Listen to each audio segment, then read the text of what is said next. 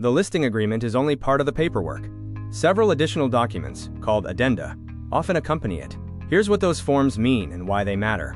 Hey everyone, I'm John Barsak, a realtor with Integrity Real Estate, and this is Maryland Real Estate with John, where we break down the home buying and home selling process step by step. In the previous video, we walked through the exclusive right to sell residential brokerage agreement section by section. That document establishes your relationship with your listing broker and defines how your home will be marketed and sold. But the listing agreement is usually not the only document you'll sign. In most cases, several additional forms, called Addenda, are attached to the agreement. In this video, we'll walk through the most common addenda that accompany the listing agreement, what they do, and why they're important. Let's jump in. Addenda are additional documents attached to the listing agreement that provide additional disclosures, clarifications about the property, authorization for certain activities, and required legal notices. They don't replace the listing agreement, they simply add more information or permissions to it. Some addenda apply to almost every listing, while others only apply if certain conditions exist. Some of the most common addenda include consent for dual agency, disclosure of inclusions/exclusions and leased items, lockbox addendum, financial condition of property disclosure, lead-based paint disclosures, Maryland property disclosure or disclaimer, MLS Marketing Disclosures, and HOA notices. Let's walk through what each of these documents is designed to do. The consent for dual agency addresses the possibility that the same brokerage could represent both the buyer and the seller in a transaction. This situation is called dual agency. Dual agency does not automatically happen, and clients are not required to consent to it. If dual agency ever arises, the parties are typically asked to confirm their consent again at that time. The Inclusions and Exclusions Addendum clarifies what stays with the home and what does not. Real estate contracts distinguish between real property, items permanently attached to the home, and personal property, items that can be removed. Common fixtures include built-in appliances, ceiling fans, lighting fixtures, window blinds and curtain rods, and built-in shelving. This form helps prevent misunderstandings and disputes about what is included in the sale. The Lockbox Addendum authorizes the listing agent to place a lockbox on the property to facilitate showings. Lockboxes allow licensed buyer's agents to access the home using secure electronic systems. The document also reminds sellers to secure valuables, remove sensitive documents, and consider insurance coverage for personal belongings. The financial condition of property disclosure provides information about financial obligations tied to the property, such as mortgages, home equity lines of credit, or other liens. This information helps the title company prepare for settlement and ensure all obligations can be satisfied at closing. If a home was built before 1978, federal law requires sellers to provide disclosures related to lead-based paint.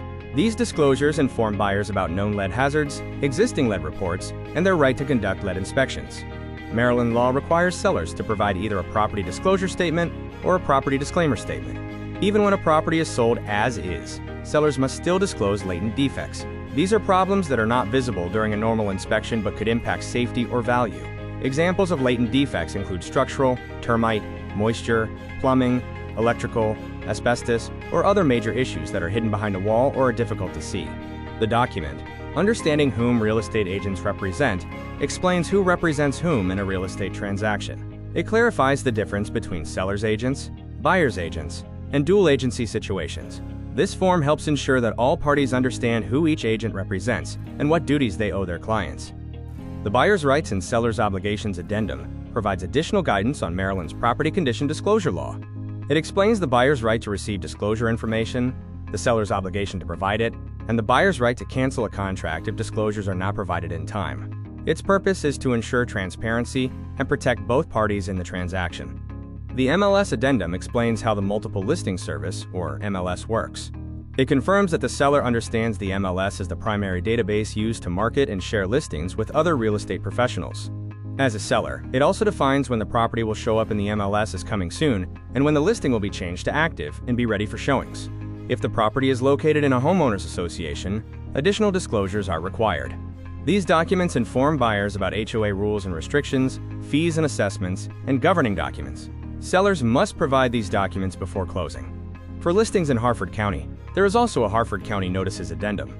This addendum provides local notices about things like the County Master Land Use Plan, agricultural districts, possible school rezoning, and other local planning considerations. These notices help buyers better understand the local community and regulations. Some addenda appear less frequently but may still apply depending on the property, including notice and disclosure of deferred water and sewer charges, disclosure of licensee status, condominium association disclosures and document packages, and other local or property-specific disclosures. For example, condominium sales often require additional documents describing the condo association rules, fees, financial statements, and governing documents. Your agent will help determine which forms apply to your specific property and ensure the correct disclosures are provided.